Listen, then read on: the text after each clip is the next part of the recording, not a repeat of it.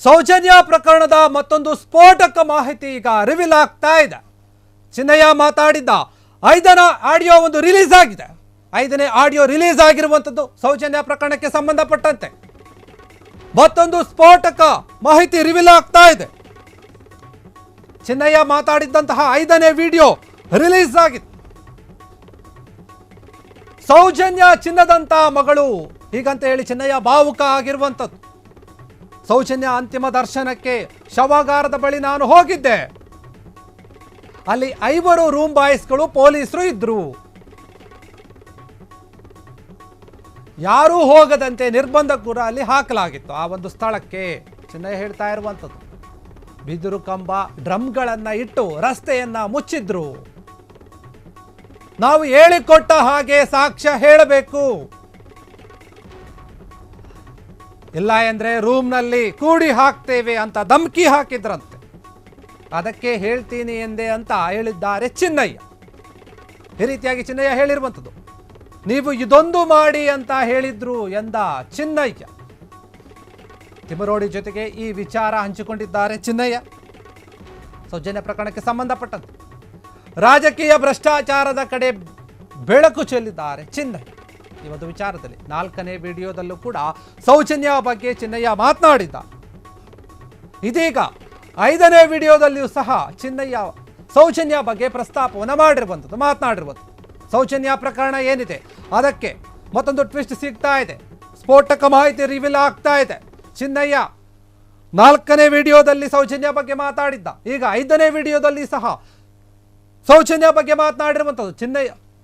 ಈ ಚಿನ್ನಯ್ಯ ಏನಿದ್ದಾನೆ, ಸೌಜನ್ಯ ಚಿನ್ನದಂತ ಮಗಳು. ನಾನು ಸೌಜನ್ಯ ಒಂದು ಅಂತಿಮ ದರ್ಶನಕ್ಕೆ ಹೋಗಿದ್ದೆ. ಅಲ್ಲಿ ರೂಮ್ ಬಾಯ್ಸ್ಗಳಿದ್ರು, ಪೊಲೀಸರು ಇದ್ರು. ಯಾರು ಕೂಡ ಹೋಗದಂತೆ ಆ ಒಂದು ಸ್ಥಳವನ್ನ ನಿರ್ಬಂಧ ಹೇರಲಾಗಿತ್ತು. ಯಾರು ಹೋಗ್ಬೇಡಿ ಅಂತ ಹೇಳ್ತಾ ಇದ್ರು. ಬಿದಿರು ಕಂಬ ಡ್ರಮ್ಗಳನ್ನ ಕಟ್ಟಿ ರಸ್ತೆಯನ್ನು ಮುಚ್ಚಿದ್ರು, ಬ್ಲಾಕ್ ಮಾಡಿದ್ರು ರಸ್ತೆಯನ್ನ. ಅವಳಿಗೆ ತುಂಬಾ ಒಳ್ಳೆಯ ಹುಡುಗಿ. ನಾವು ಹೇಳಿಕೊಟ್ಟಂತೆ ಹೇಳಬೇಕು, ಇಲ್ಲಾಂದ್ರೆ ನಿನ್ನ ರೂಮ್ನಲ್ಲಿ ಕೂಡಿ ಹಾಕ್ತೀವಿ, ಇಲ್ಲೇ ಇರಿಸ್ತೀವಿ ಅಂತ ಧಮಕಿ ಹಾಕಿದ್ರಂತೆ. ಅದಕ್ಕೆ ಅವ್ರು ಹೇಳ್ದಂತೆ ನಾನು ಹೇಳ್ತೀನಿ ಅಂತ ಒಪ್ಕೊಂಡಿದ್ದಂತೆ ಚಿನ್ನಯ್ಯ. ಒಂದು ವಿಚಾರಕ್ಕೆ ಸಂಬಂಧಪಟ್ಟಂತೆ ಇದಕ್ಕೆ ಸಂಬಂಧಪಟ್ಟಂತಹ ವಿಡಿಯೋ ಬಿಡುಗಡೆ ಆಗಿರುವಂಥದ್ದು ಚಿನ್ನಯ್ಯನ ಮಾತುಗಳು.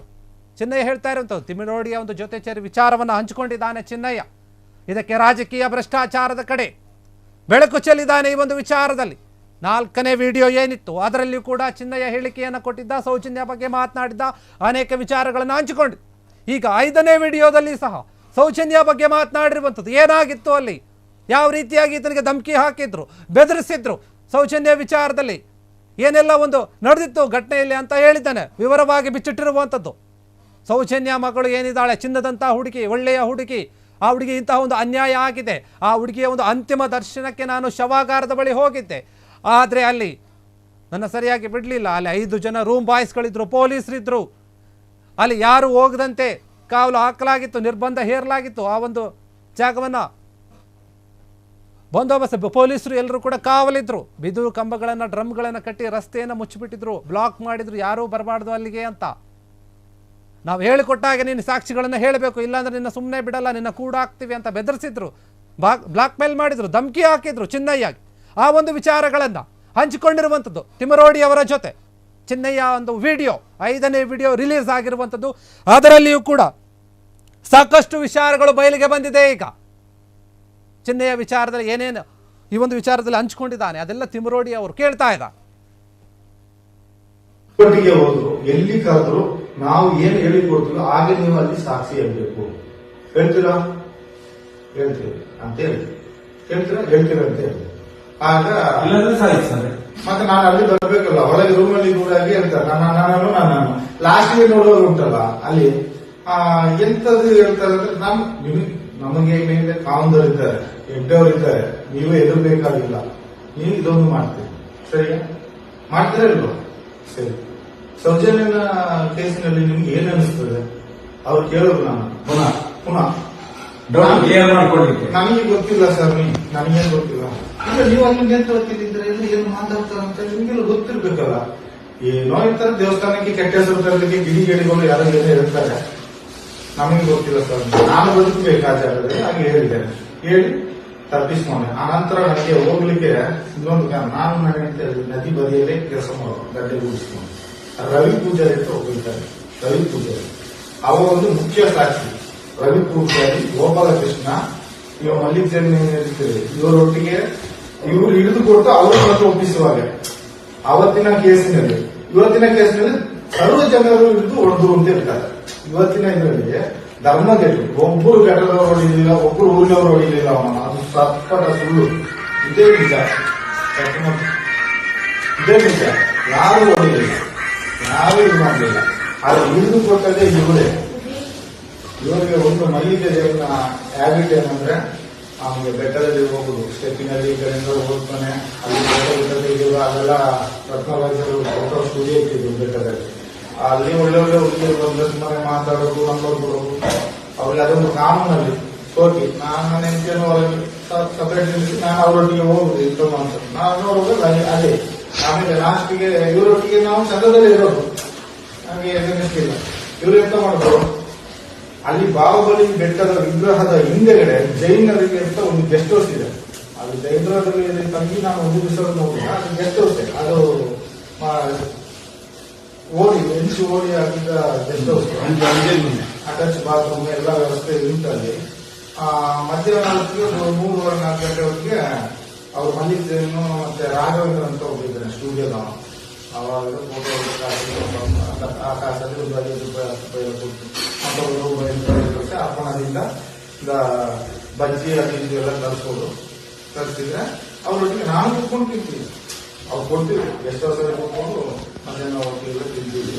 ಆ ಕಾಂಪೌಂಡ್ ಹೊರಗೆ ಇರುತ್ತಲ್ಲ, ಈಚೆ ಸೈಡ್ನಲ್ಲಿ ಕಾಂಪೌಂಡ್ ಬದಿಯಲ್ಲಿ ಬರಲಿಕ್ಕೆ ಒಂದು ಬೇರೆ ಕಟ್ ಮಾಡಿ ಇಟ್ಟಿದ್ದಾರೆ. ಇವರು ಈ ಕಡೆಗೆ ಬಂದ್ರೆ ಅಲ್ಲೇ ಈಚೆ ಹೋಗ್ಬೋದು, ಎಷ್ಟೊತ್ತು ಹೋಗ್ಬೋದು, ಮೇಲೆ ಬೆಟ್ಟಕ್ಕೆ ಹೋಗ್ಬೋದು ಸ್ಟೆಪ್ಪಲ್ಲಿ. ಆ ತರ ಒಂದು ಜಾಗ ಇಟ್ಕೊಂಡಿದ್ದಾರೆ. ಯಾವ ಹೈಕೋರ್ಟ್ಗೆ ಹೋದ್ರು, ಎಲ್ಲಿ ಕರೆದ್ರು ನಾವು ಸೌಜನ್ಯ ಪರವಾಗಿ ಈ ರೀತಿಯಾಗಿ ಒಂದು ಮಾತನಾಡಿರುತ್ತದೆ. ಆತನ ಒಂದು 5ನೇ ವಿಡಿಯೋದಲ್ಲಿ 4ನೇ ವಿಡಿಯೋ ಆದ ಮೇಲೆ ಈಗ 5ನೇ ವಿಡಿಯೋ ಬಂದಿರುವಂಥದ್ದು. 5ನೇ ವಿಡಿಯೋದಲ್ಲಿ ಮಹೇಶ್ ಶೆಟ್ಟಿ ತಿಮರೋಡಿಯವರ ಜೊತೆ ಕೂತ್ಕೊಂಡು ಮಾತನಾಡ್ತಾ ಇರುವಂಥದ್ದು ಸೌಜನ್ಯ ಬಗ್ಗೆ.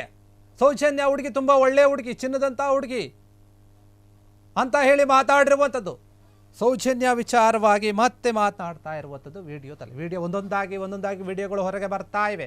ಒಂದೊಂದು ವಿಡಿಯೋದಲ್ಲೂ ಒಂದೊಂದು ವಿಚಾರ ಹೊರಗೆ ಬರ್ತಾ ಇದೆ.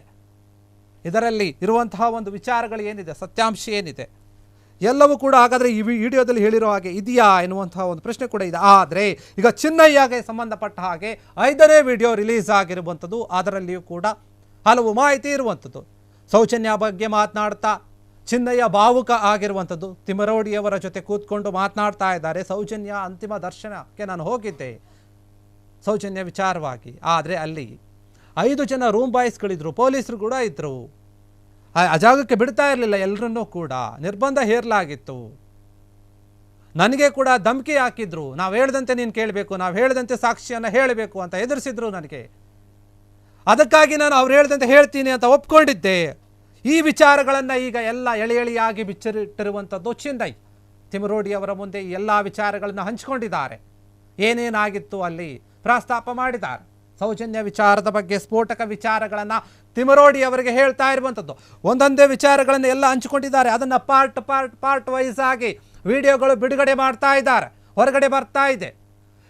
ಯಾವ ವಿಡಿಯೋದಲ್ಲಿ ಏನು ಬರುತ್ತೆ, ಯಾವ ವಿಡಿಯೋದಲ್ಲಿ ಏನು ವಿಚಾರ ತಿಳ್ಕೊಳ್ಬೋದು ಅಂತ ಜನರು ಕೂಡ ಕಾಯ್ತಾ ಇದ್ದಾರೆ. ಅದೇ ರೀತಿಯಾಗಿ ಈಗ 5ನೇ ವಿಡಿಯೋ ಹೊರಗೆ ಬಂದಿರುವಂಥದ್ದು. ಅದರಲ್ಲಿಯೂ ಕೂಡ ಮಾಹಿತಿ ಬಂದಿದೆ. ಸೌಜನ್ಯ ಬಗ್ಗೆ ಮಾತನಾಡಿದ್ದಾರೆ.